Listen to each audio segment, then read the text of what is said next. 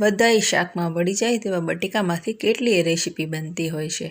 Lunch કે ડિનરમાં આપણે ઘણીવાર બટેકાનું શાક બનાવતા હોઈએ છીએ.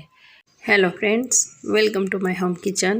આજે મેં બટેકા ટમેટાનું ડબલ મસાલાવાળું શાક બનાવ્યું છે.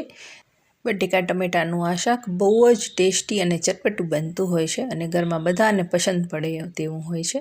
તે માટે મેં 5 ટમાટર, 3 લીલા મરચાં, કોથમીર, આદુનો કટકો અને 8-10 બાફેલા બટેકા લીધા છે.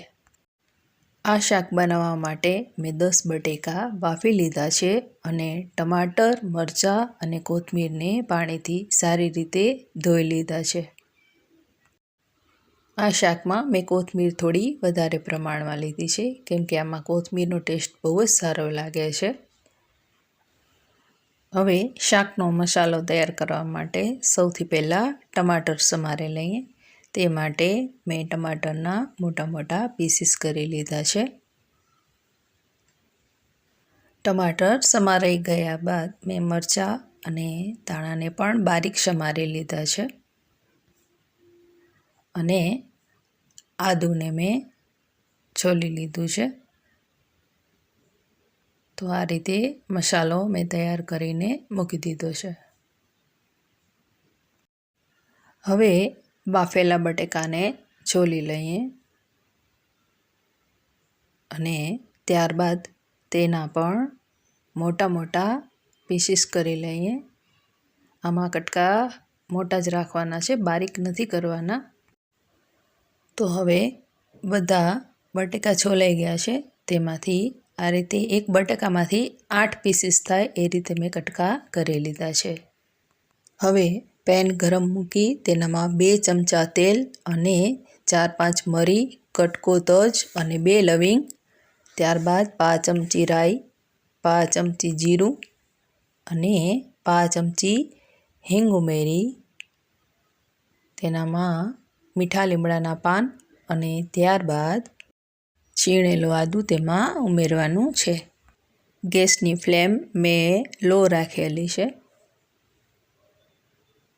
આદું ઉમેરાઈ ગયા બાદ હવે સમારેલા ટમાટર અને મરચાં ઉમેરી દેવાના છે અને તેને મિક્સ કરી 1 મિનિટ માટે સાંતળવાનું છે.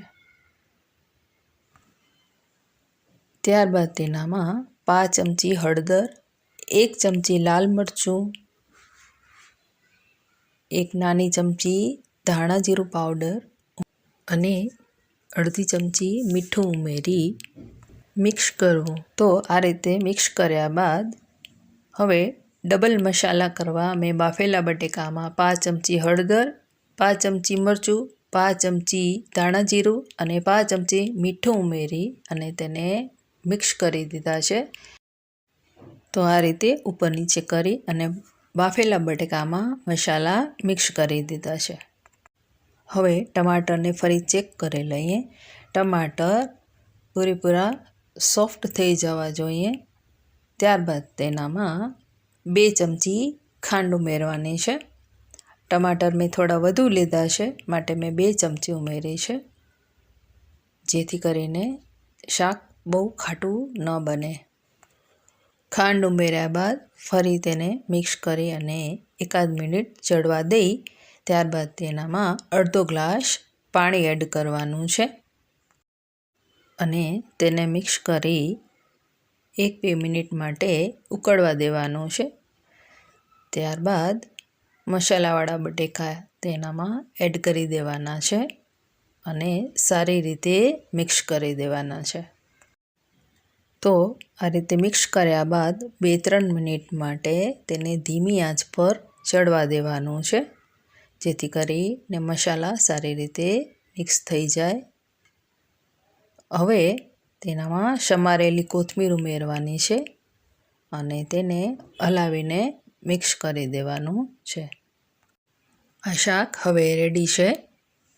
આ શાક ડ્રાય પણ સારું લાગે છે અને રસાવાળું પણ ટેસ્ટી લાગે છે. જો રસાવાળું શાક બનાવવું હોય તો અડધો ગ્લાસ પાણી ઉમેરી 1 મિનિટ તેને ઉકળવા દઈ ત્યારબાદ ઉતારી લેવું. રાઈસ સાથે આ શાક સર્વ કરવું હોય તો રસાવાળું બહુ ટેસ્ટી લાગે છે. આ શાક રેડી છે. હવે તેને સર્વિંગ બાઉલમાં લઈ અને સર્વ કરીએ. ઉપર થોડી સમારેલી કોથમીર મૂકી દઈએ. આ શાક પૂરી, રોટલી, પરોઠા અને રાઈસ ગમે તેના સાથે ખાઈ શકાય છે અને બહુ જ ટેસ્ટી બને છે. તો આવી રીતે ડબલ મસાલા કરીને એકવાર આ શાક જરૂરથી ટ્રાય કરજો. ટમાટા બટાકાના શાકની આ રેસીપી તમને કેવી લાગી? જો પસંદ પડી હોય તો લાઈક, શેર, ચેનલને સબસ્ક્રાઈબ કરજો. જો તમે ફેસબુક કે ઇન્સ્ટાગ્રામમાં જોતા હો તો ફોલો કરજો. ફરી મળીશું એક નવી રેસીપીના વિડીયો સાથે. ત્યાં સુધી take care and bye bye.